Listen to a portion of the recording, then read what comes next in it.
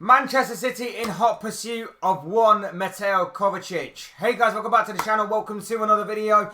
Yes, it wasn't just all about Sevilla winning their 7th Europa League title last night. It wasn't all about Mason Mount on the transfer side of things agreeing personal terms with Manchester United. There was some other news as well regarding Chelsea again last night, and it was involving their midfielder, their Croatian midfielder, Mateo Kovacic, who seems to be the subject of heavy transfer speculation from Manchester City. Allegedly last night, City had agreed that Kovacic is allowed to talk to Manchester City, giving them the green light to go and talk to Pep Guardiola's Manchester City in terms of maybe a transfer occurring between the two parties this summer. And it seems that a move for Kovacic is moving ever closer, and he's going to be switching Stamford Bridge for the Etihad in the upcoming transfer window. We're going to be talking all about this potential transfer story. We're going to be talking about Kovacic, we're going to be talking about Manchester City and everything else in between. But before we go any further, I would like to remind you all to please like the video and also subscribe if you're new. Both things are always incredibly greatly appreciated. And also I encourage you to get involved in the comment section as well. What do you make of this potential transfer story? What do you make of Kovacic? What do you make of City? Everything else along those lines. I'm sure you'll have a lot of interesting thoughts, comments, opinions, predictions, feelings, whatever you want to call it. That will make for great reading down below in the comment section. So do get involved down there. But without further ado, let's get on with the video. Let's talk Mateo Kovacic. Let's talk Manchester City. The news broke last night from one Fabrizio Romano. He took to Twitter to say, exclusive: Manchester City have opened concrete talks to sign Mateo Kovacic in the summer. Positive discussions took place with players' camp in the last few days over personal terms. Chelsea open to selling Kovacic as part of midfield revolution. Talks will continue soon. Makes sense. Obviously, there's been a lot of change at Chelsea this past year. And obviously, the midfielder's been left to kind of rust a little bit these past few years, and I think that's one area that a lot of Chelsea fans have identified that is obviously the vocal point that needs to be addressed across these past couple of years. You know, you look at, that's why Mason Mount is potentially leaving. We talked about him earlier today, with obviously him agreeing personal terms with Manchester United, so that's why he's on the move. You look at N'Golo Kante, and I know that N'Golo Kante is heavily raved about and is still one of the best midfielders in the world. But at the same time, I know that Poch really likes him. I know that Pochettino coming into Chelsea has said that he wants to kind of make him his vocal point in midfield. But have his legs gone because he seemingly can't survive longer than 5 games or so without getting injured.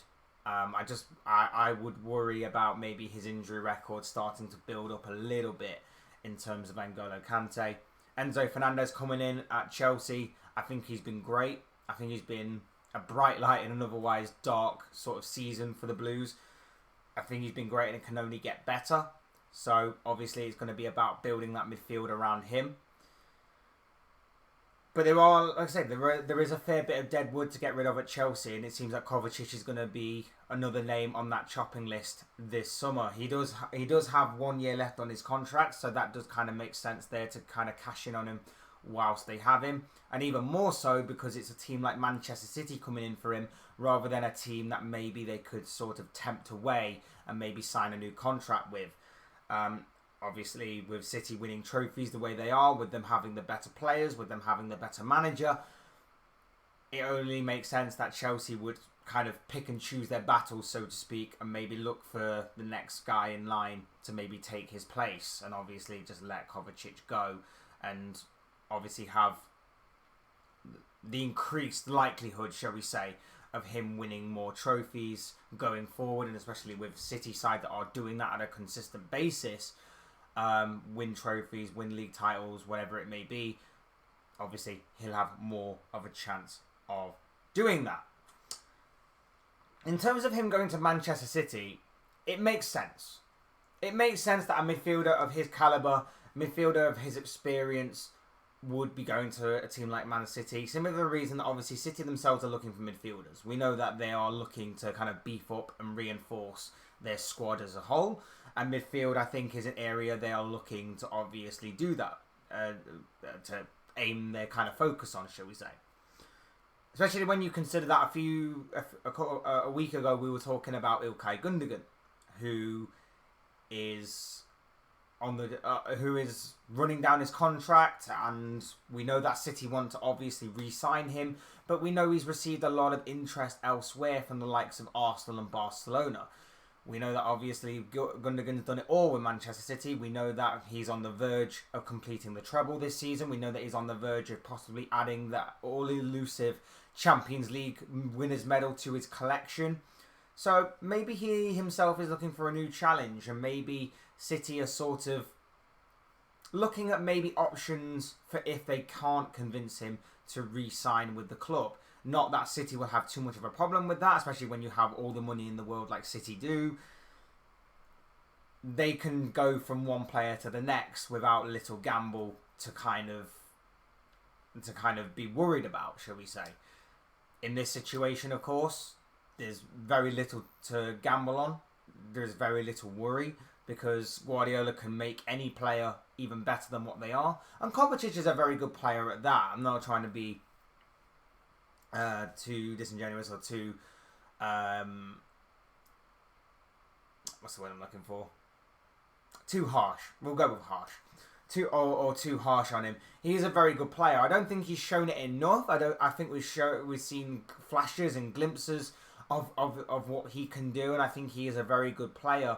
But I don't think we've seen anything too long term, too much with longevity in terms of how great he truly can be. I don't think we've seen too much in terms of long-term consistency as to his game. I think he's a very good player, and I think there is still a lot to be unearthed there.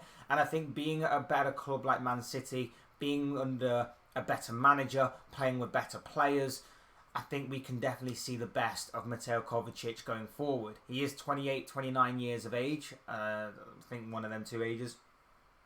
So he has got like a maybe 3-4 year window maybe in which he can still perform at a top level before maybe being looked at as to being moved on, and maybe seeing the next guy come in order to keep the wheel spinning. Which is ideal, because that's pretty much the kind of window that Guardiola likes from his players. 3 or 4 years, and then we keep things fresh, we keep the squad fresh, we rotate, and we keep the wheel spinning, like I say. In terms of what Kovacic can bring, well, I've compared him to Gundogan, and I said that Gundogan, with him leaving, Kovacic is possibly the ideal replacement, because he possesses some of the qualities that Gundogan has. Forward-thinking, a bit industrious. He can work really hard in terms of winning the ball back, but in terms of his forward-thinking, progressive passing, in terms of his press resistance, in terms of his ball retainment, and in terms of him making late runs into the box and obviously getting forward and popping up with the occasional goal here and there, those are some of the qualities what obviously we've seen from Gundogan these past several years whilst playing in a Man City shirt, that I think Kovacic can certainly replicate going forward, and I think he is the ideal replacement for a Gundogan. Kovacic, for me, very good player. Like I say, possesses all of those qualities that I've talked about. A leader with experience, got Premier League experience as well, so it's not like he's coming in from a completely different league. And I think, like I say, we haven't seen the best of Kovacic yet. And I think that there is still a bit more consistency and a bit more long-term sustainability for him to unearth, to gather, to obviously show to the world. And he's also versatile as well. I don't think he's sustainable in like a defensive midfield role, but he can definitely play that if obviously needs be. Obviously he's more of a bit more of a box-to-box, a bit more of a playmaker, a bit more of a ball carrier, I guess you'd say. And maybe he can be a bit more reserved in this kind of role because of obviously the more influential players that City have at their disposal. The likes of Phil Foden, Kevin De Bruyne, Riyad Mahrez, obviously Erling Haaland, Jack Grealish. maybe he could just be that kind of industrious midfielder. Maybe he doesn't need to be that guy. And like I say, he can be the Gundogan. He can be the unsung hero. Gundogan doesn't take enough of the plaudits or recognition, in my opinion.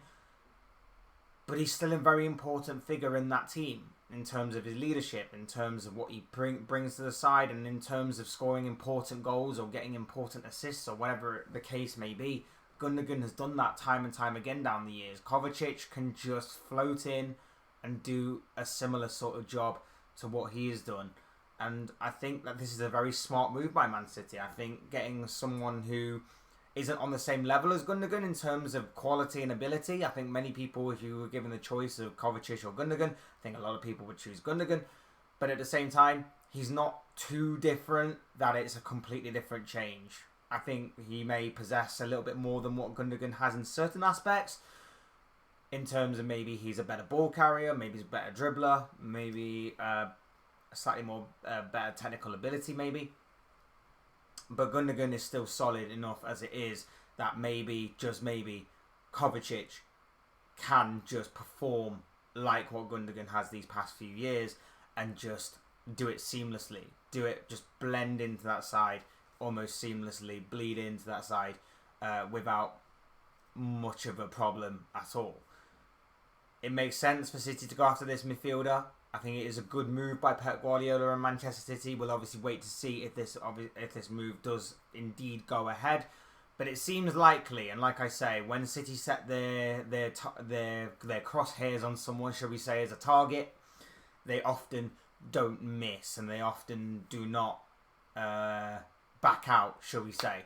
Especially when they've made their interest very well known right now that that Kovacic is very much a Manchester City target. I think it's a good move, but of course, as I always say, these are just the thoughts, comments, opinions, predictions, feelings, whatever you want to call it, of this guy. I want to know what you guys think. What do you make of this news that that Mateo Kovacic is allegedly on the radar of Manchester City and is possibly nearing an agreement completely for a deal this summer? I'd love to know your guys' thoughts, your comments, opinions, predictions, feelings, whatever you want to call it on this potential transfer story down below in the comment section, because I'm sure it'll make for interesting reading. Otherwise, hit that like button on the way. If you enjoyed the video, subscribe if you're new or want to see more content like this. Both things always and friendly, greatly appreciated. And as always, thank you all so much for watching and listening. I've been Fletch. This has been another Fletch Talks video, and I'll see you all again soon in another video.